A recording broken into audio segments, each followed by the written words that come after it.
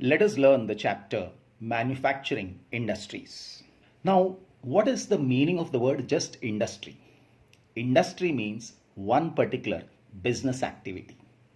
Now, this business activity can be production of goods or it can be delivering some service. So, what is a manufacturing industry? Manufacturing industry actually refers to those industries which involve in the manufacturing and processing of items. That is, they convert raw material into valuable products. It will take raw cotton, convert it into fabrics. Take the cocoons and convert it into silk cloths. Take raw rubber and convert it into rubber products. So this is the role of a manufacturing industry. Now, a manufacturing industry belongs to the secondary sector because it takes the raw material from the primary sector, that is primary goods, and they are converted into finished goods. Now, you must also know that the economic strength of a country is measured by the development of manufacturing industries. How do we calculate generally the economic strength of the country? One of the easiest way is to find out what is the GDP of the country. If I take GDP of India, it is close to 3 trillion. But if I take United States of America, the GDP is more than 20 trillion. The reason is development in manufacturing industry. That is one reason. It is not the only reason. So we can say the economic strength of a country is measured by development of manufacturing industry. So we can say workers that are employed in the production of fabrics, automobiles, bakery, they all come in the category of manufacturing industry. Now, what is the importance of manufacturing industry? The importance is, now we already know, it is considered as the backbone of development. Because if manufacturing industry is well developed in the country is developed. It helps in modernizing agriculture, which forms the backbone of our economy.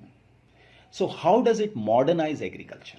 By providing machines, fertilizers. It will speed up the process of agriculture. It will increase the productivity. And that way it will modernize.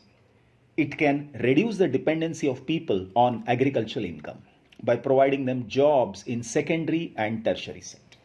So that the people who are already in agriculture, they can shift into secondary as well as tertiary. If I take any developed country, it is just 1 or 2% of the population involved in agriculture.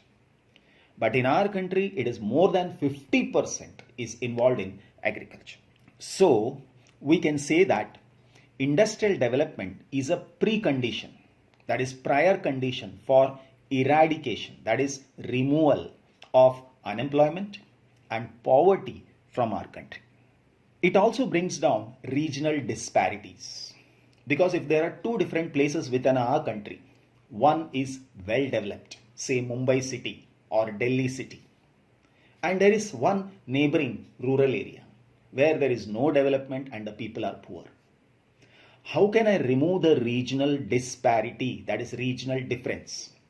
That is very easily done by establishing manufacturing industries in those areas, because the people in those areas will get jobs and the standard of living of the people will develop. Another thing about manufacturing sector is that if we export the manufactured goods, it will expand trade and commerce and bring in the much needed foreign exchange. Countries that transform their raw material into a wide variety of finished goods of higher value are actually prosperous. And all developed countries are involved in this work. That is, they take the raw material, convert it into valuable finished goods and export it. India has actually become a market. We are buying a lot of finished goods and they are coming from developed countries. Now, another thing is agriculture and industry both move hand in hand. Because industry will provide machines and fertilizer to agriculture, and agriculture will provide raw material to the agro-based industries. And in this way, they move hand in hand. In the present day world of globalization, we are living in a global world. Means what? Today, whatever we are using in our day-to-day life, we are very well aware it is coming from different part of the world. Similarly, whatever is produced in our country is going to different part of the world. That's why we are living in a world of globalization. So when we are living in a world of globalization, the goods that we produce should be of a good quality. It must be at par in quality with those of the international market. Only then we can sell it in the international market. Now, what is the contribution of industry to national economy? Actually, it is 27%. When I say 27%, the share of the manufacturing sector is only 17%. So rest 10%, what is that? It is actually coming from mining, quarrying. Quarrying means removing stones, like Rajasthan is for marbles or Karnataka is for granite. So when you are removing it and utilizing it, that work of removing is what is quarrying. Then even production of electricity or gas, all this is 10%. Okay. So in our country, the share of manufacturing industries is only 17%. But when you take just some Southeast Asian countries, like it is Indonesia, Malaysia, Philippines, so there it is between 25 to 35. That is much more than India. So we need to work upon it. The trend of the growth rate in manufacturing over the last decade has been around 7%. So the growth rate is around 7%. But we are targeting 12%. Now, how are we going to achieve this target? For this, what the government has done is establishing the National Manufacturing Competitiveness Council. So this has been set up with an objective to achieve this target of 12%. Now we shall talk about industry, setting up an industry. If I want to localize an industry, set up an industry, what are the factors? So first thing is availability of land, but then it is raw material. So there are many industries that are raw material oriented industry. Means such industry must be established near the place where raw material is available. Supposing it is sugar industry, it should be established near the place where sugarcane is available. Because sugarcane is heavy and bulky. And when it is being processed, it loses weight. That is, if I take 10 trucks of sugarcane, finally I will get only 1 truck of sugar. So it is advisable that this industry should be set up near the place where raw material is available. Same is with iron and steel industry. There also the raw material is heavy and bulky. And when it is processed, the weight will come down. Then it is labor. So wherever an industry is set up, cheap and skilled labor should be available. But in our country, laborers do migrate also. So we can get them. Then it is capital, a very important factor. Money is required for running any factory, any industry. Transport facilities, market. Now in economics, the word market means demand. So I will start an industry only when there is a demand, there is a market. So there must be availability of market.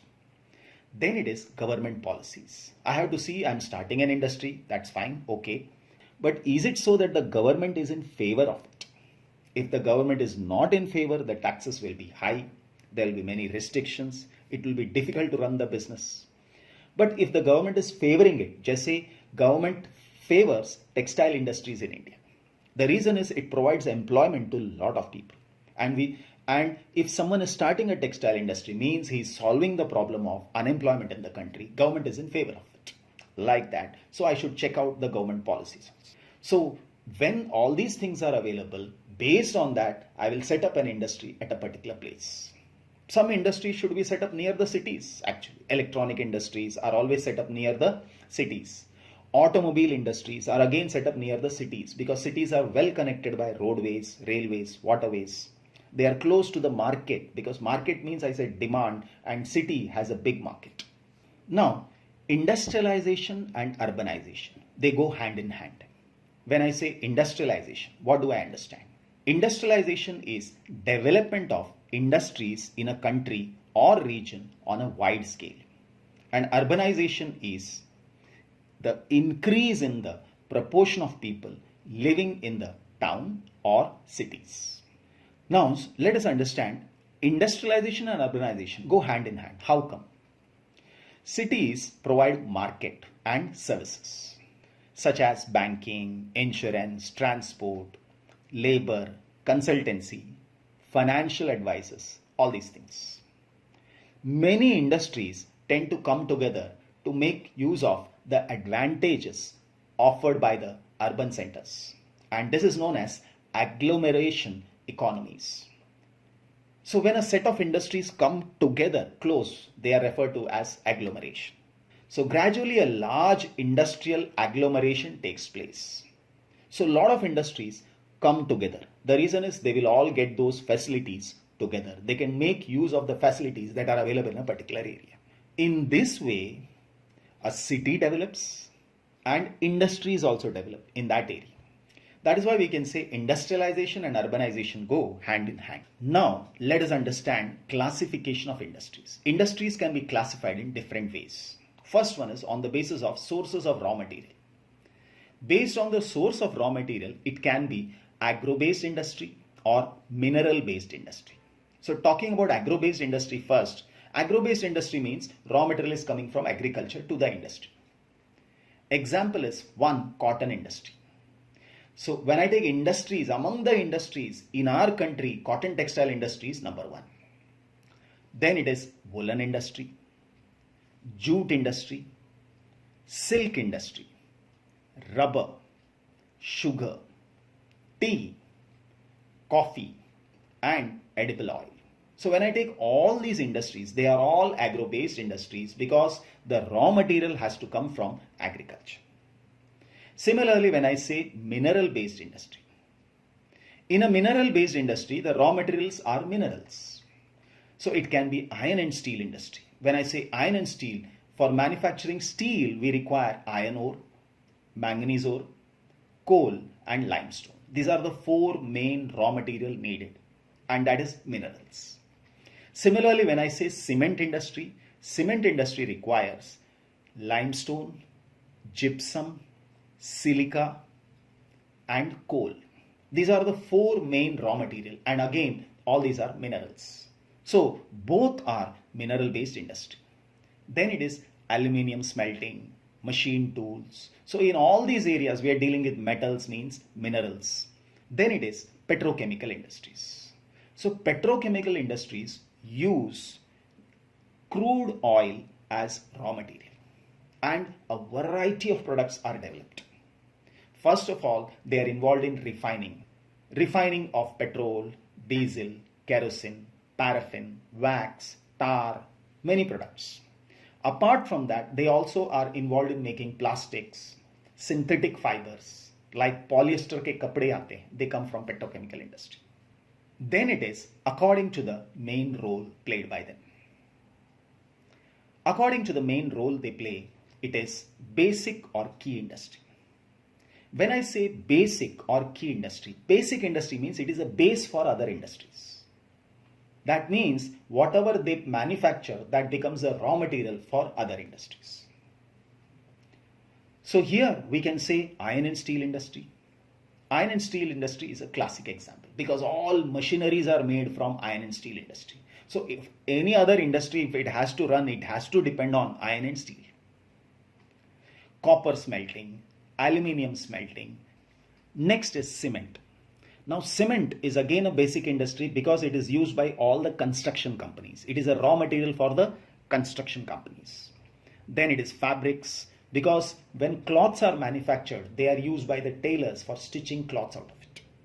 After this, it is consumer industries. Consumer industry means those products that we see when we go to a supermarket. Okay, are the products that we use in our day-to-day life. So we buy it directly from the shops, it comes home and we use it. They are all coming from consumer industries.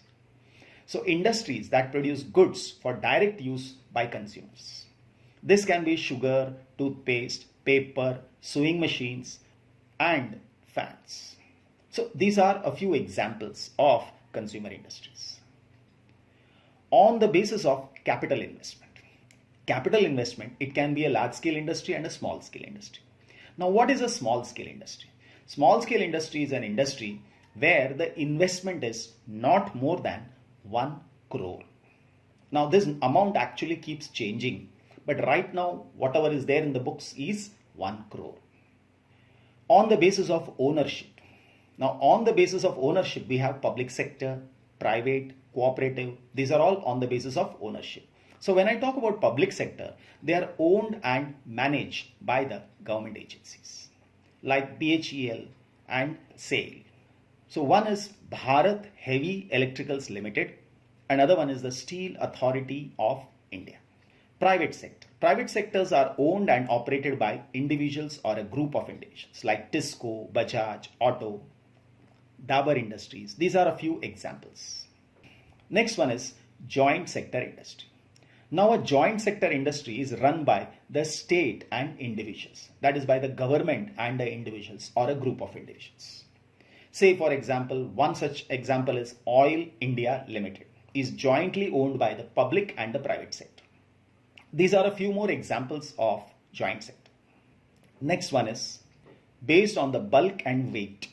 So on the basis of weight, we have heavy industry. Heavy industry example आएगा iron and steel industry. Because the raw material has to be brought by train. There has to be a railway line separately. Goods train only can bring the raw material. Trucks are not sufficient.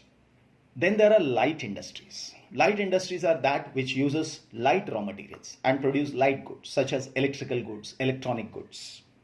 Cooperative sector industries. Now, cooperative sector industry is unique. This is based on a kind of partnership.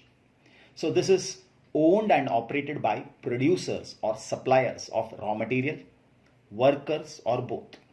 Supposing in Maharashtra we have sugar industry. Now the sugar industry in Maharashtra has developed because of the cooperative sector. So it has partners like one who runs the sugar mill, other one is the farmers. So what do? They pool the resources and share the profits or losses proportionately. That is why it is very prosperous. Another one is sugar industry is a seasonal industry. It does not work throughout the year. Rainy season band rehta hai. And that is why Maharashtra has developed when it comes to sugar industry. One more is the Coir Industry, which lies in Kerala. So this is end of part 1. Thank you.